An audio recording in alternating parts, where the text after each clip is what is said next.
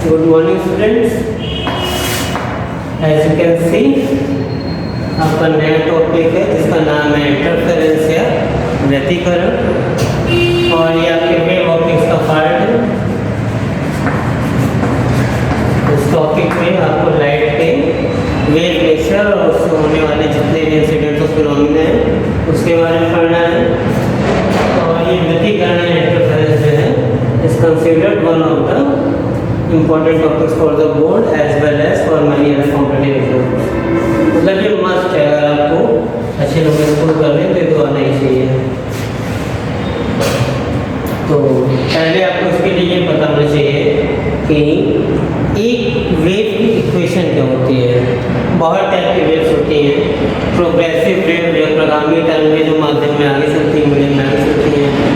Stationary wave जो अपने आगे मूव नहीं करती है पर उसके पार्टिकल एक ही पॉइंट पे ऊपर नीचे वाइब्रेट करते रहते हैं। मैकेनिकल वेव्स जिनके लिए मीडियम की नेसेसिटी होती है प्रोग्रेस करने के लिए।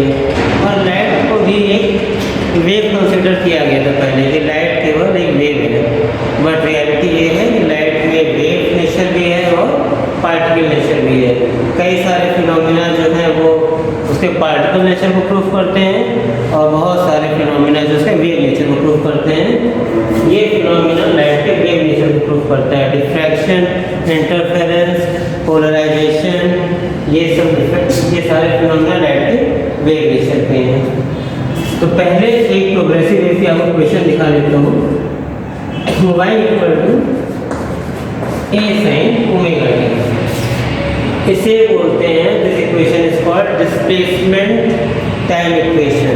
टाइम के साथ किसी वेव का या वेव जो पार्टिकल से मिलकर बनी हुई है, वाइब्रेशन से मिलकर बनी हुई है, ये वेव के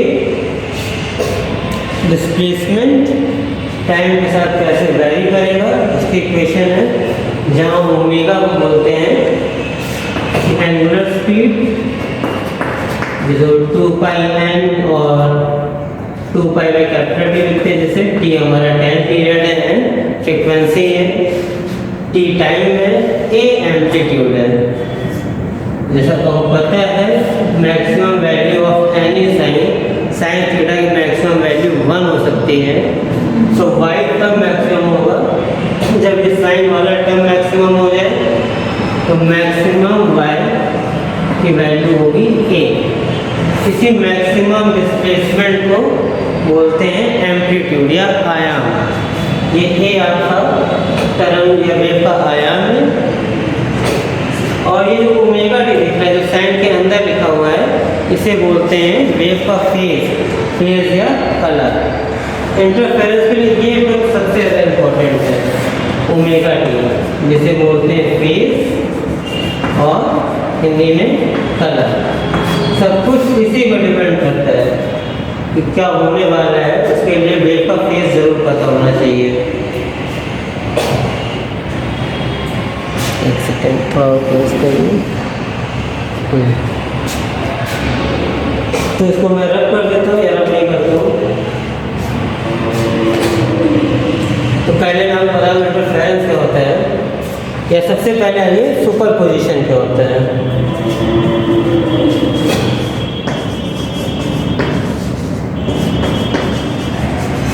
एक ही टर्म है सुपरपोजिशन या अध्ययन। जैसे किसी बॉडी पे अगर दो फोर्स एक्ट कर रहे हो और उन दोनों फोर्सेस को आप कंबाइन कर दो तो उसे बोलते हैं सुपरपोजिशन ऑफ फोर्सेस। इसी तरह जब दो वेव्स कंबाइन होंगी और मिलकर एक नई वेव फॉर्म करेंगी वो हो जाएगा सुपरपोजिशन ऑफ वेव्स।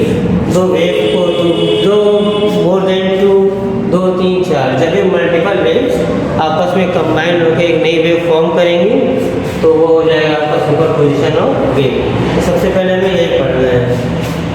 तो इसके लिए पहले पूरा अलग कर देते हैं क्योंकि थोड़ा लंबा जाएगा।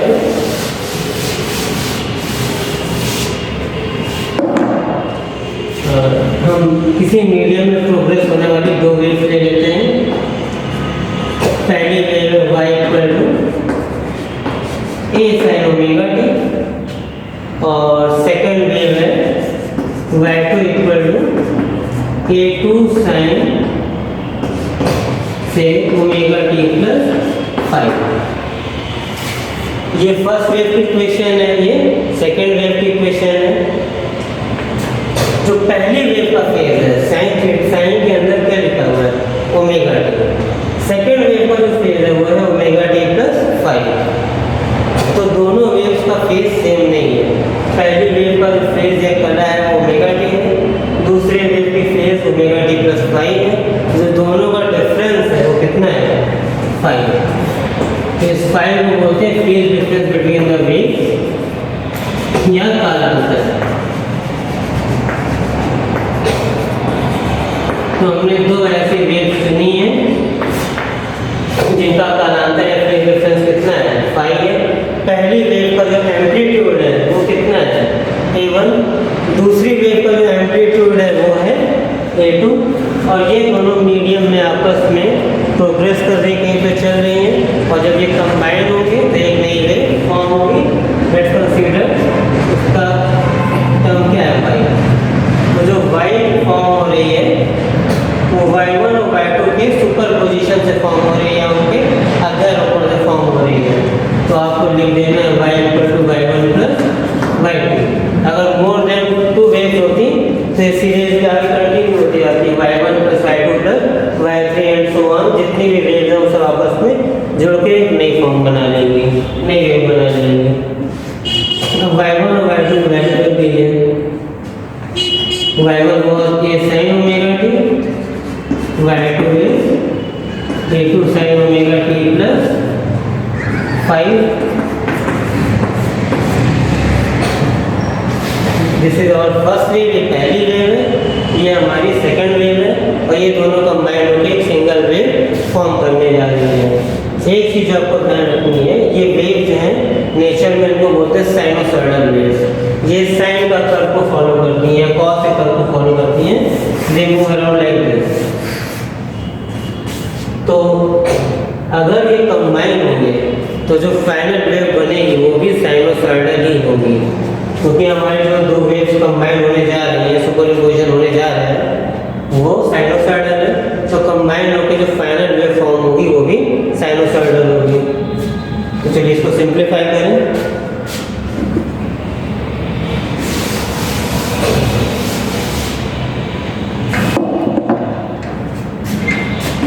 y = a1 sin omega T plus a2, इसको ब्रेक कर दीजिए, sin a + b, sin a cos b plus cos a sin b। उसमें a2 का मल्टीप्लाई हो जाएगा। तो फर्स्ट टर्म होगा आपका a2 sin a sin omega T cos 5, a2 cos से मल्टीप्लाई हो चुका है, plus a2 sin a cos b plus cos a sin b, cos omega T sin 5, sin a cos b plus cos a sin b। अब एक काम करें कि जो sin ओमेगा टी वाले टर्म है उनको एक साथ रख लें और बाकी टर्म एक साथ रख लें। तो फर्स्ट और सेकंड में sin ओमेगा टी कॉमन है। कॉमन लेने के बाद जो a1 + a2 cos 5 आएगा, और कॉमन क्या आ चुका है, sin omega T plus a2 sin 5 cos omega T. अभी भी हमको ये दो वेव दिख रही हैं, ये sin ओमेगा टी वाली फर्स्ट वेव है, cos ओमेगा टी वाली सेकंड वेव है। अब हमें इसको एक सिंगल वेव फॉर्म करनी है।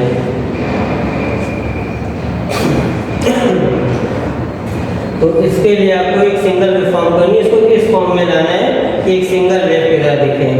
और भी हमारे पास दो वेव्स हैं, तो इसके लिए इस टर्म को मान लेते हैं a1 + a2 cos 5 को कैपिटल A, ये sin ओमेगा टी है, इसको cos थीटा मान लेंगे। ये cos ओमेगा टी है, इसके टर्म को sin थीटा मान लेंगे। तो इससे sin a cos b plus cos a sin b बन जाएगा। तो एक साइन का सिंगल टर्म आ जाएगा। इतने टर्म को a1 plus a2 cos phi को a साइन थीटा मान लिया और a2 साइन फाई को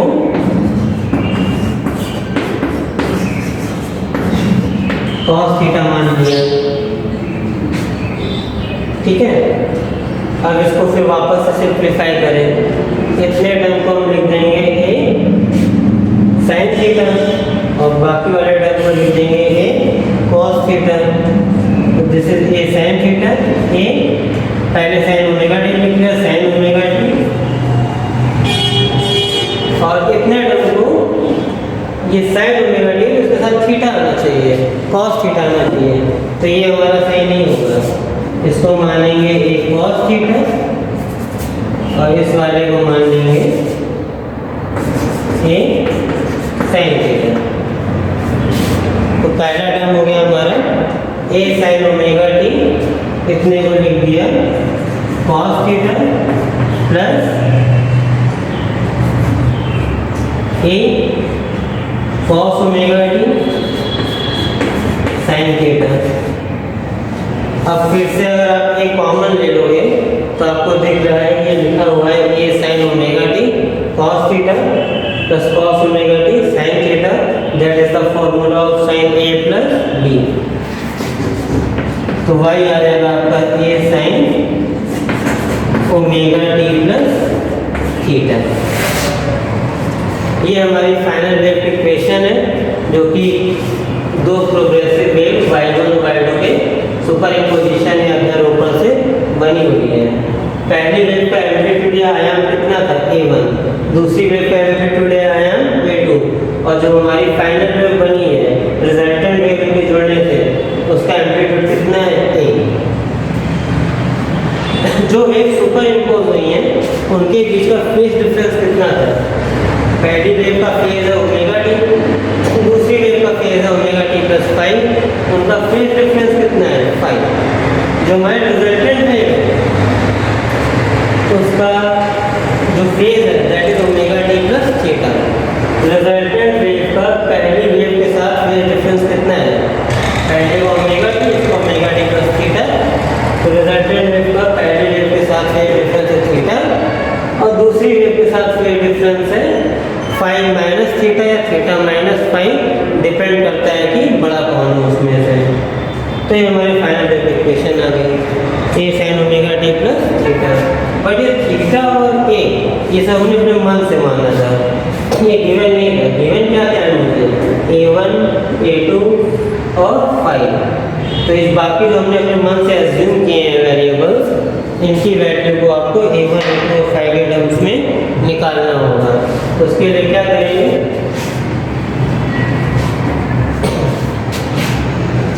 जो हमने माना था लिख लेते हैं। ये देखिए a1 plus a2 cos phi ये cos थीटा है, a2 sin फाई ये sin थीटा है। अगर दोनों इक्वेशन का स्क्वायर करके ऐड कर देंगे तो राइट साइड में sin square theta plus cos square theta 1 हो जाएगा और राइट साइड में 1 इंटू फाई आएंगे। तो उसको देखिए इक्वेशन, दोनों इक्वेशन का स्क्वायर करके ऐड कर रहे हैं। तो a square cos square theta plus a square sin square theta equal to, इसका भी स्क्वायर होगा तो a1 plus a2 cos phi का whole of square plus second वाले में a2 sin फाई है तो इसका स्क्वायर कर दीजिए a2 square sin square phi.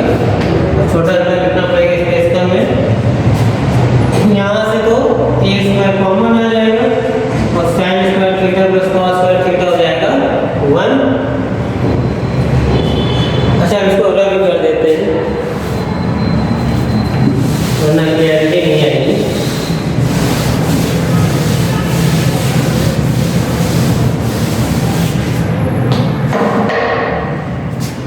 जो हमने माना तो हमारा अलग से लिख देते हैं a1 plus a2 cos phi को माना था a cos थीटा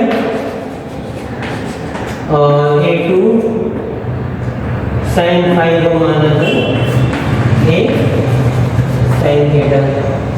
दोनों इक्वेशन का स्क्वायर करके जो है ऐड कर दीजिए,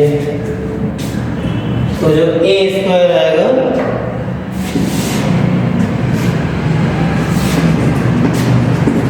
A1 square plus A2 square cos square phi plus 2A1 A2 cos phi, ये हमने इसका ए प्लस बी का होल स्क्वायर कर दिया, plus A2 square sine square phi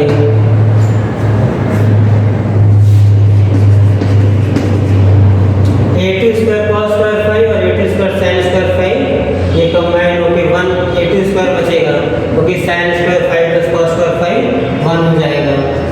तो A1 square plus A2 square plus 2A1 A2 cos phi, यहाँ से A आ गया हमारा under root A1 square plus A2 square plus 2A1 A2 cos phi. तो resultant wave का जो amplitude A है वो हमारा आ गया है पहले वेव के एम्पलीट्यूड, दूसरी वेव के एम्पलीट्यूड और फेज डिफरेंस के टर्म्स में आ गया है। देखिए अब इसमें ये सब कुछ ये डिपेंड करता है कि फाई कितना था। जो वेव हमारी सुपर इम्पोज नहीं है उनके बीच का फेज डिफरेंस है कालांतर कितना था। हमें पता है कॉस फाई की मिनिमम वैल्यू -1 होती है और मैक्सिमम वैल्यू 1 होती है। तो ये जो भी रिजल्टेंट वेव का एम्पलीट्यूड है that totally depends on the phase difference between super imposing wave. जो वेव सुपर इम्पोज होने जा रही है, अध्यारोपण होने जा रहा है जिनका, उनके बीच के फेज डिफरेंस से कालांतर पर डिपेंड करता है कि रिजल्टेंट वेव का एम्पलीट्यूड कितना होगा, और ये वेरिएबल होता है। अब आगे आइए,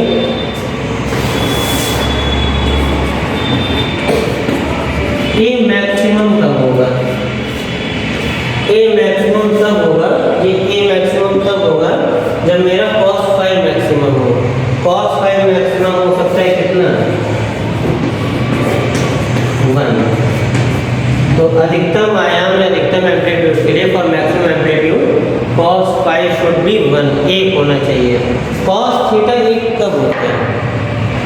सबसे पहले वो 1 होता है 0 डिग्री पे, फिर वो 1 होता है 2 पाई पे, फिर होता है 4 पाई, 6 पाई, 8 पाई। तो cos और sin थीटा ये पीरियोडिक फंक्शन है, इनमें जो वैल्यूज होती हैं 2 पाई का टाइम पीरियड के बाद रिपीट होती हैं। तो cos फाई 1 तब होगा जब फाई क्या होगा? 0 डिग्री हो गया, 2 पाई हो, 4 पाई हो, 6 पाई एंड टू इनफाइनाइट। अगर इनमें से कोई भी वैल्यू 5 वोल्ट करता हो, 5 वाला फेज डिफरेंस है, तो cos फाई 1 हो जाएगा और एम्पलीट्यूड मैक्सिमम हो जाएगा।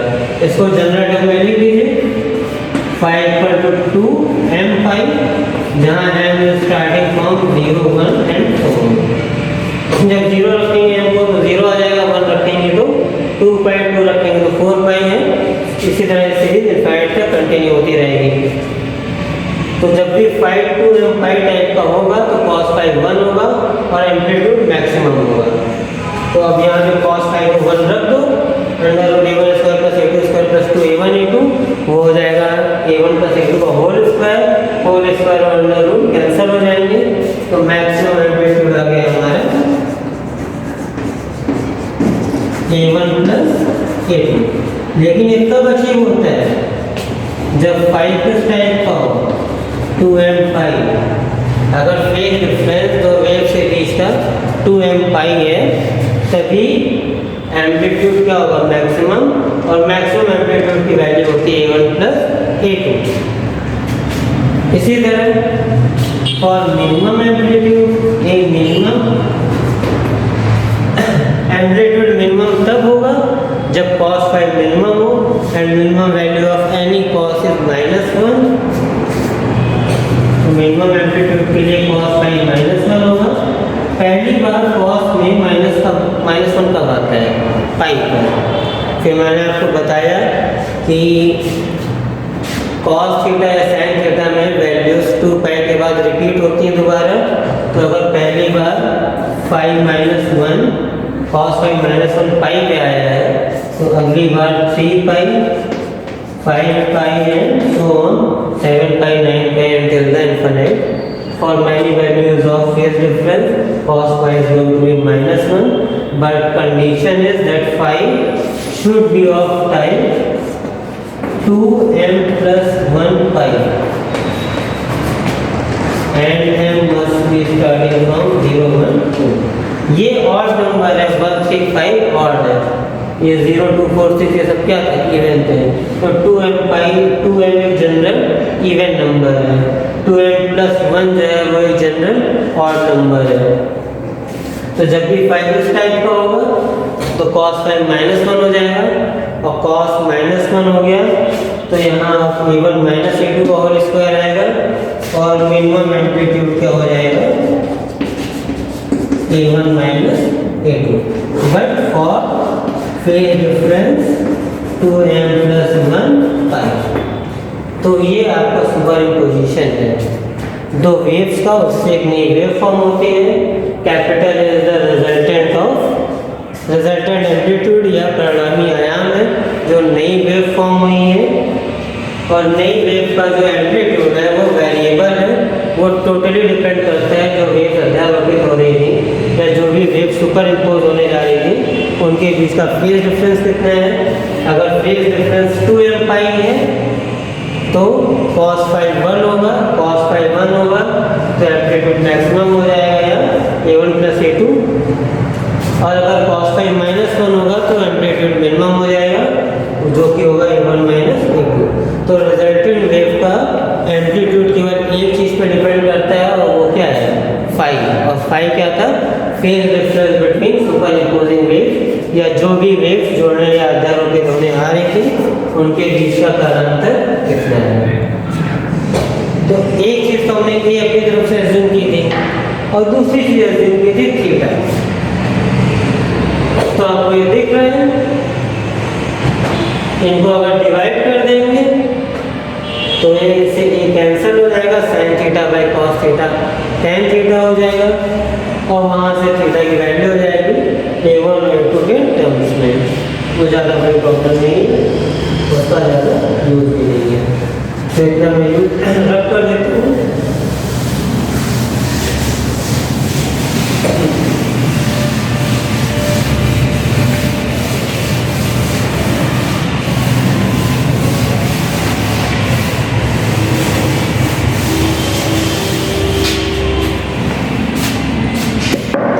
जो हमारा रिजल्ट आया है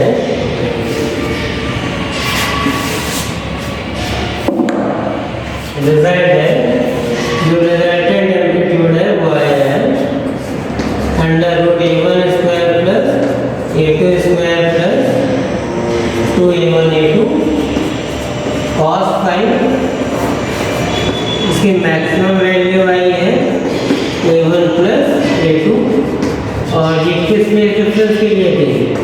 5 = 2m पाई। जो मिनिमम एम्पलीट्यूड आया है दैट इज a1 - a2, और ये किस फेज डिफरेंस के लिए आया है? 2m plus 1 पाई। और m हमारा दोनों केस में कहाँ शुरू हो रहा है?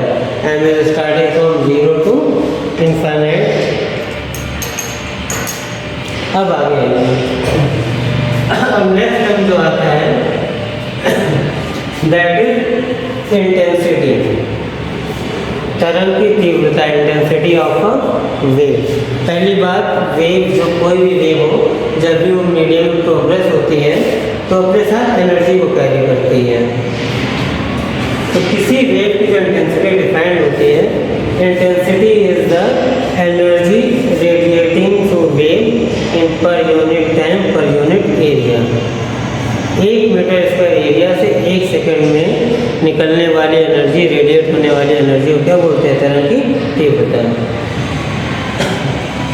इसको याद रखिएगा, जो इंटेंसिटी या तीव्रता होती है वेव की, intensity of a wave is defined as energy radiating through wave per unit area पर किसी तरंग के एकांक क्षेत्रफल से एकांक समय में उत्सर्जित होने वाली या एमिट होने वाली एनर्जी को बोलते हैं तरंग की तीव्रता।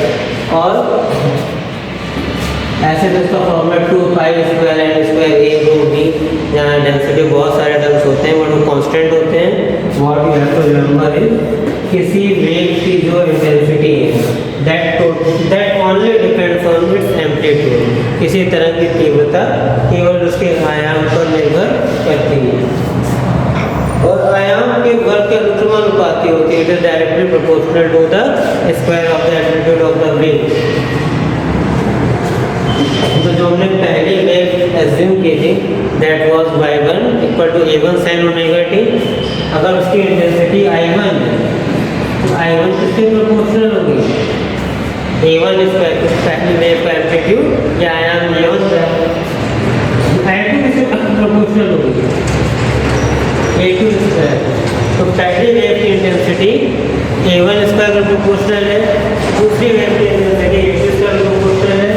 प्रोपोर्शनैलिटी का साइन लगा दें तो एक कांस्टेंट आ जाएगा प्रोपोर्शनैलिटी का, दैट इज k, और जो रिजल्टेंट वेव की इंटेंसिटी है वो प्रोपोर्शनल होगी a² की और वो हो जाएगा k²। तो पहले वेव की इंटेंसिटी a1 स्क्वायर प्रोपोर्शनल है, दूसरे की a2 स्क्वायर प्रोपोर्शनल है और रिजल्टेंट वेव की इंटेंसिटी हमारा कैपिटल ए प्रोपोर्शनल है। ये जो फॉर्मूला हमने लिखा है that is for calculating the resultant amplitude of the wave. Now we are going to derive the formula for resultant intensity of the wave. हमें अपनी दो वेव्स की इंटेंसिटी पता है जो कि सुपर इम्पोज हुई है i1 i2, और हमें i का फॉर्मूला निकालना है इससे। तो इसके लिए इस इक्वेशन का स्क्वायर कर दीजिए, स्क्वायर में चला जाएगा a² आ जाएगा a1 square plus a2 square plus 2a1 a2 cos phi। और ठीक है, अब जरा a स्क्वायर को पहले सकते हैं, यहाँ से देखिए a स्क्वायर को लिखा जा सकता है i/k। उसी तरह a1 स्क्वायर को लिखा जाएगा i1/k, a2 स्क्वायर को लिखा जाएगा i2/k। a1 को क्या लिखा जाएगा? a1 है आपका √i1/k, a2 है √i2/k और बचा क्या मेरा cos phi। ये √k और √k मल्टीप्लाई होकर k हो जाएगा और पूरी इक्वेशन से k हो जाएगा कैंसिल। तो रिजल्टेंट वेव इंटेंसिटी का जो फॉर्मूला है that is i1 + i2 + 2√i1/i2 cos phi। जिस तरह से मेरा रिजल्टेंट वेव का एम्पलीट्यूड फेज डिफरेंस पर डिपेंड कर रहा था, उसी तरह से रिजल्टेंट वेव की जो इंटेंसिटी है वो भी किस पर डिपेंड कर रही है? cos phi या phi पे। फिर से वही चीज, अब ये इंटेंसिटी मैक्सिमम तब होगी जब cos phi मैक्सिमम हो, जब 1 हो, और cos phi 1 कब होता है? जब phi 2m phi हो, और जब phi 2m phi हो जाएगा cos phi 1 हो जाएगा तो i आ जाएगा मैक्सिमम, वो होगा i1 + i2 + 2√i1/i2। अगर ध्यान से देखें तो ये लिखा हुआ है √i1 + √i2 का होल स्क्वायर, और इंटेंसिटी मैक्सिमम तब होती है जब cos phi 1 हो। इसी तरह इंटेंसिटी मिनिमम कब होगी? जब cos phi क्या हो जाए? -1, उसके लिए phi होना चाहिए 2m + 1 phi।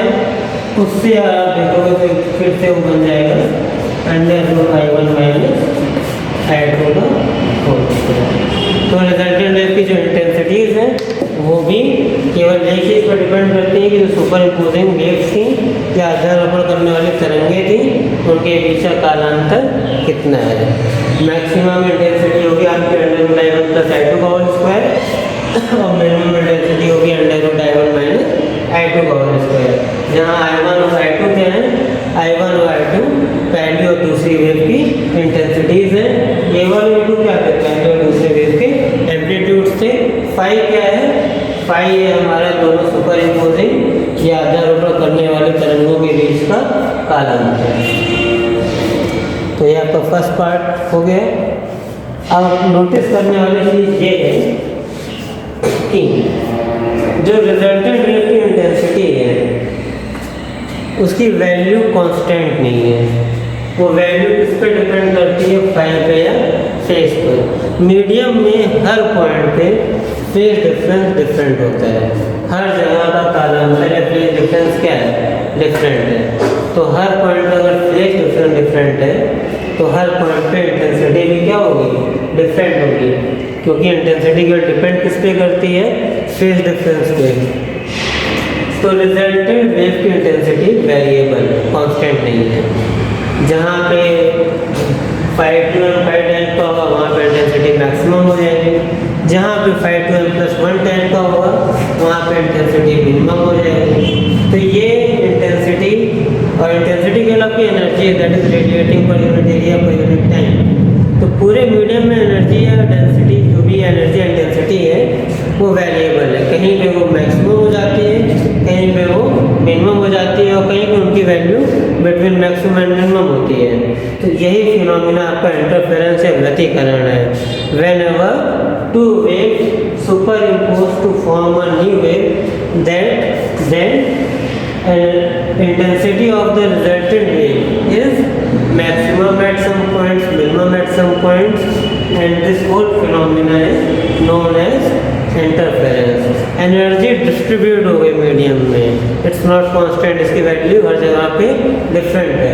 अगर एक in single line if you want to define interference then you just have to say that redistribution of energy of incidentating waves is known as interference, या तरंगों की ऊर्जा का माध्यम में बढ़ जाना, ये क्या होता है, व्यतिकरण होता है। जब भी दो तरंगें आपकी आधारोपित हुई थी तो माध्यम में हर जगह पे जो एनर्जी थी वो डिफरेंट है, इंटेंसिटी डिफरेंट है, कहीं पे वो अधिकतम है, कहीं पे मिनिमम या न्यूनतम है, और इसी घटना को क्या बोलते हैं, व्यतिकरण। ऊर्जा का माध्यम में बढ़ जाना, हर जगह पर ऊर्जा क्या है, डिफरेंट है। ओके, डिपेंड किस पे करती है, एनर्जी या इंटेंसिटी, जो फाई का मेरा फेज डिफरेंस। तो इतना याद रखिए।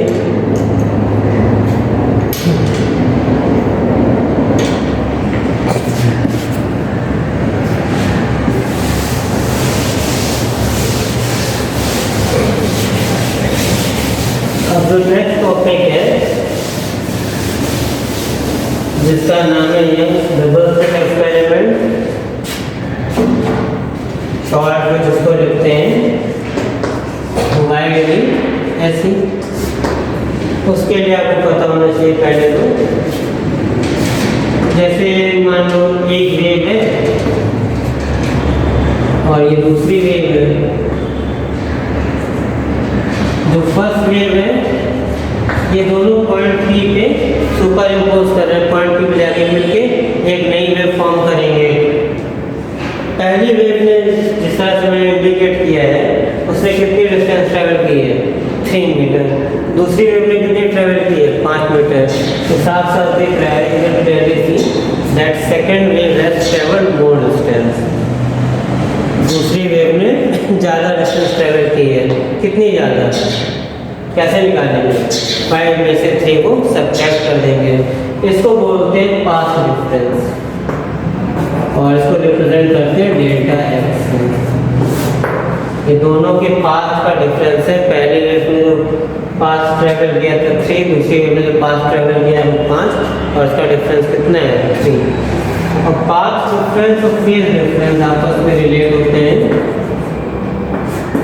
2π/λ × डेल्टा एक्स से। अगर पाथ डिफरेंस पता हो तो फेज डिफरेंस निकाला जा सकता है, ठीक है।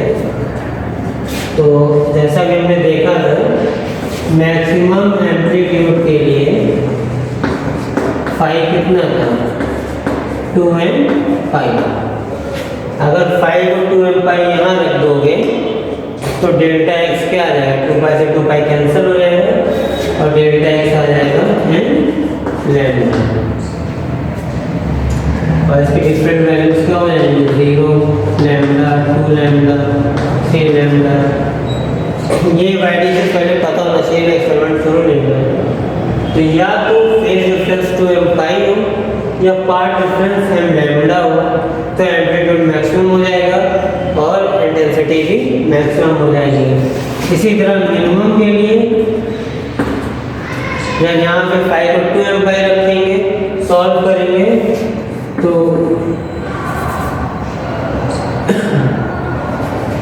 डेल्टा एक्स आ जाएगा 2m + 1 लैम्डा बाई 2 और उसकी डिफरेंट वैल्यू हो जाएंगे lambda by 2, 3 lambda by 2, 5 lambda by 2 and so on. तो दो चीज़ें याद रखनी है, फेज डिफरेंस या तो 2m पाई हो या पार्ट डिफरेंस m लैम्डा हो तो हमारा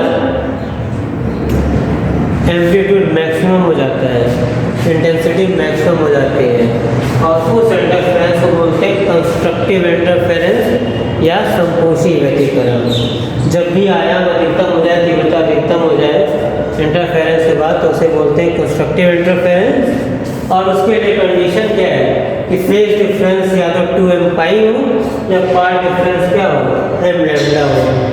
दूसरी कंडीशन आती है यदि इंटरफेरेंस के बाद एम्पलीट्यूड मिनिमम हो जाए, इंटेंसिटी मिनिमम हो जाए तो उसे बोलते हैं डिस्ट्रक्टिव इंटरफेरेंस। और उसके लिए कंडीशन क्या है कि फेज डिफरेंस या तो 2m पाई हो या पार्ट डिफरेंस क्या हो, 2m + 1 लैम्डा बाई 2। तो दो टाइप के इंटरफेरेंस होते हैं, मैक्सिमम इंटेंसिटी वाले बोलते हैं कंस्ट्रक्टिव और मिनिमम इंटेंसिटी वाले को डिस्ट्रक्टिव। और दोनों के लिए फेज डिफरेंस और पार्ट डिफरेंस की वैल्यू ये बिल्कुल आपको याद होनी चाहिए।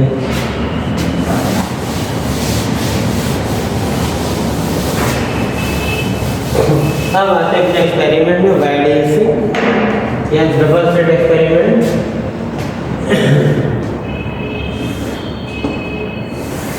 इसमें एक लाइट सोर्स होता है या वेव सोर्स होता है जो कि एक बॉल के सामने या किसी भी बैरियर के सामने रखा होता है। उसमें दो होल्स होते हैं जिसको हम बोलते हैं स्लिट। ये होल्स इसलिए कि इनसे लाइट पास हो सके। और यहाँ पे आगे स्क्रीन रखी होती है, होने के बाद लाइट सोर्स से वेव निकलेंगी, कुछ इस होल पे जाएंगे, कुछ इस होल पे जाएंगे और वहाँ से निकल के वेव इस पूरी स्क्रीन के डिफरेंट पॉइंट्स पे जुड़ेंगे। उसे हम बोलते हैं सुपरपोजिशन होगा। सुपरपोजिशन होगा तो नई वेव फॉर्म होगी। नई वेव में हर पॉइंट पे अलग अलग फेज डिफरेंस अलग होगा तो अलग अलग जहाँ पे इंटेंसिटी अलग होगी, कहीं कंस्ट्रक्टिव होगा कहीं पे डिस्ट्रक्टिव होगा। तो हम एक जनरल वेव ले लेते हैं।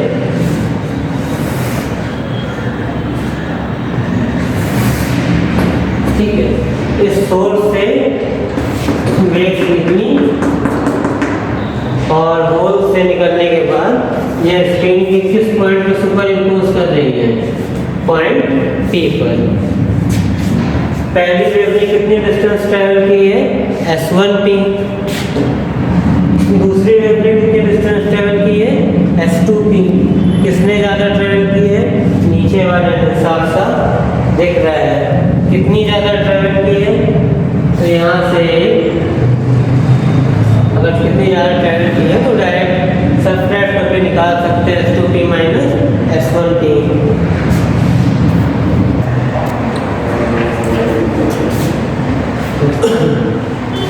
जो यूजुअल टर्मिनोलॉजी है कि डिस्टेंस बिटवीन स्लिट्स को लिखा जाता है स्मॉल डी से, स्लिट से स्क्रीन के डिस्टेंस को लिखा जाता है कैपिटल डी से। और इस पॉइंट का नाम को डाल दो, that is our reference point. हमको सारे डिस्टेंस पॉइंट को से मेजर करनी है और इस पॉइंट को से h डिस्टेंस ऊपर दोनों वेव्स क्या कर रही हैं, सुपर इम्पोज कर रही हैं या उनका क्या हो रहा है, अध्यारोपण हो रहा है। तो सबसे पहला काम है हमारा पाथ डिफरेंस निकालना। हमें ये पता करना है पॉइंट पी पे कंस्ट्रक्टिव इंटरफेरेंस हो रहा है, डिस्ट्रक्टिव हो रहा है, लेकिन वो तभी बता सकते हैं जब हमें पता हो कि पॉइंट पी पे जो वेव्स जाके एडअप हो रही है, सुपर इम्पोज हो रही है, उनका पाथ डिफरेंस क्या है। अगर पाथ डिफरेंस m लैम्डा हुआ तो कंस्ट्रक्टिव होगा, तो m प्लस 1 लैम्डा बाई होगा, लैम्डा बाई 2 होगा तो डिस्ट्रक्टिव होगा। तो हमें निकालना है हमारा पाथ डिफरेंस डेल्टा x, और वो होगा S2p माइनस S1p। S2p निकालना है, S1p निकालना है और उनको सब्ट्रैक्ट कर दें। थोड़ा कंस्ट्रक्ट कर लो। ये हाफ ऑफ डिस्टेंस है तो d बढ़ जाएगा, d/2। अब अगर S2p निकालना है तो नीचे वाला ट्रायंगल देखो S2p, और इन दो पॉइंट से भी नाम लगा दो n और n। S2p और राइट एंगल ट्रायंगल है। S2p क्या है? हाइपोटेनस है, तो हाइपोटेनस का स्क्वायर परपेंडिकुलर बेस स्क्वायर के सब के इक्वल होगा। तो S2p का जो स्क्वायर है ये कितना है? परपेंडिकुलर। ये डिस्टेंस x है, नीचे वाला डिस्टेंस क्या है? ये डिस्टेंस x प्लस d/2 है। नीचे वाला डिस्टेंस क्या है? Capital D। तो S2p का स्क्वायर हो जाएगा x प्लस d/2 का whole square plus capital D square. इसी तरह अगर ऊपर वाला छोटा वाला ट्रायंगल लोगे S2pn, तो उसमें S1 भी हाइपोटेनस है, और सेम मेथड से उसका जो परपेंडिकुलर है that is x minus d/2 plus b square. अब S2p और S1p स्क्वायर की वैल्यू आ गई है, हमको सब्ट्रैक्ट कर दें।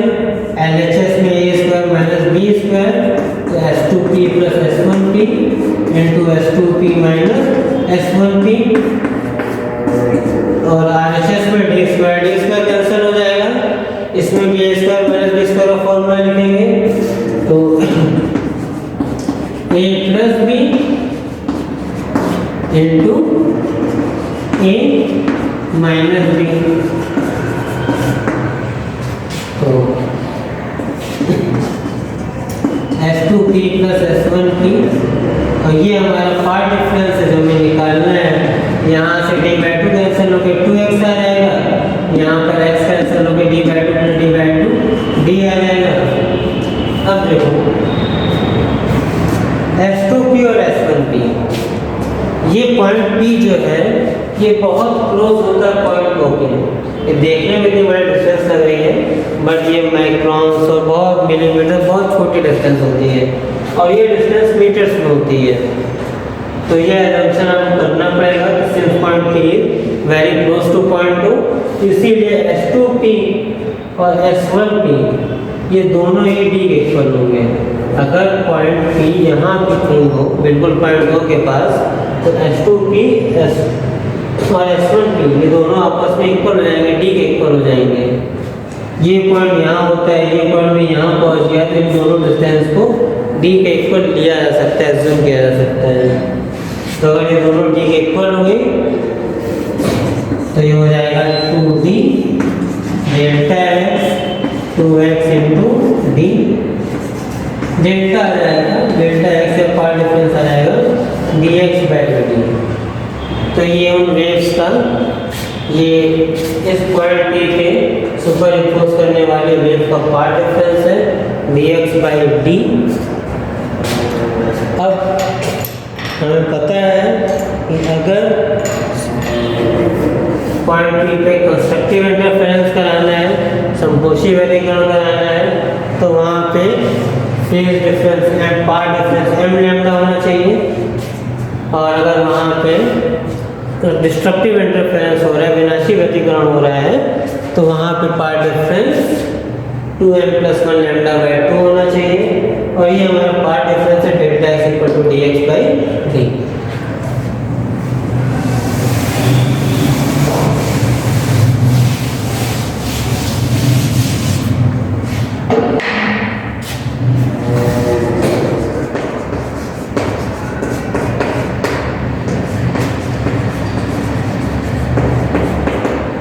For constructive interference, point two के कंस्ट्रक्टिव इंटरफेरेंस है संकोची व्यतिकरण के लिए जो पार्ट डिफरेंस है वो n लैम्डा होना चाहिए, और पार्ट डिफरेंस मैंने निकाला है dx बाई डी, वो m लैम्डा होना चाहिए, तो x की वैल्यू आ गई m d lambda by D.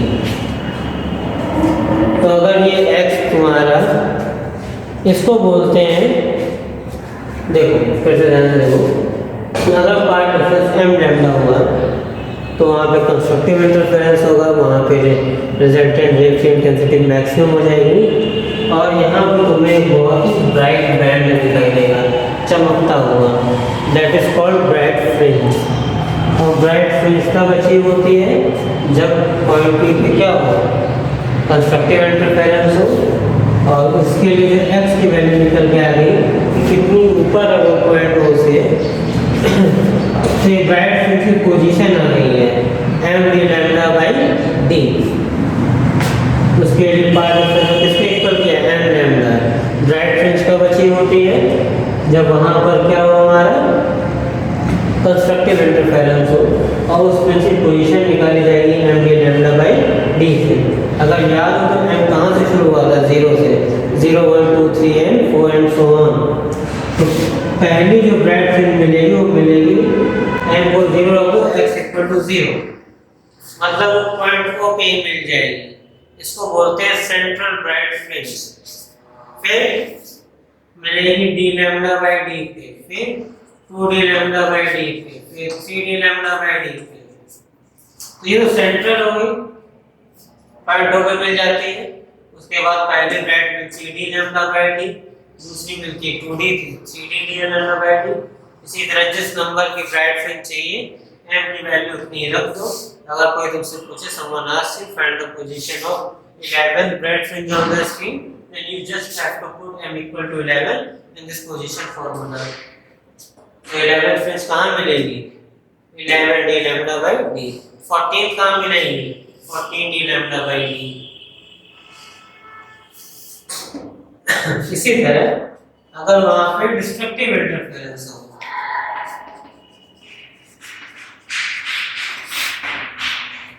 अगर डिस्ट्रक्टिव इंटरफेरेंस होगा उसके लिए जो पार्ट डिफरेंस है वो होना चाहिए delta x should be 2m plus 1 lambda by 2। अब x डेल्टा x हमने निकाला था dx by D, 2m plus 1 lambda by 2। अब यहाँ से x आ गया 2m plus 1 d lambda by 2। अब पहली ब्राइट डार्क फ्रिंज कब मिलेगी, पहली m की वैल्यू शुरू होती थी 0 से, m को 0 रख दो तो पहली डार्क फ्रिंज मिलेगी d lambda by 2d। m को 1 रख दो 3d लैम्डा बाई 2d के सेकंड डार्क फ्रिंज मिलेगी, 5d लैम्डा बाई 2d पे थर्ड डार्क फ्रिंज मिलेगी, 7d लैम्डा बाई 2d पे फोर्थ डार्क फ्रिंज मिलेगी। तो ध्यान से देखिए कि आपको कि जब m इक्वल टू 0 रखा है तो पहले डार्क फ्रिंज मिली है, जब m इक्वल टू 1 रखा है तो सेकंड डार्क फ्रिंज मिलेगी, m इक्वल टू 2 रखा है तो थर्ड डार्क फ्रिंज मिलेगी। मतलब एक वैल्यू कम रखनी है। अगर कोई कहे calculate the value of 7th dark fringe then you have to put m equal to 6। अगर 7वीं डार्क फ्रिंज निकालनी है तो m को 6 रखना होगा, एक कम रखना होगा। अगर 11th डार्क फ्रिंज निकालनी है तो m को 10 रखना होगा, सेकंड डार्क फ्रिंज निकालनी है तो m को 1 रखना होगा। But in case of bright fringe, deep fringe के केस में अगर बोले 7वीं ब्राइट फ्रिंज निकालनी है तो m को कितना रखना होगा, 7 ही रखना होगा। और डार्क फ्रिंज जैसे केसेस में उसकी वैल्यू 1 कम रखनी होती है। तो ये आपका इंटरफेरेंस चैप्टर था, दैट हैज एंडेड नाउ।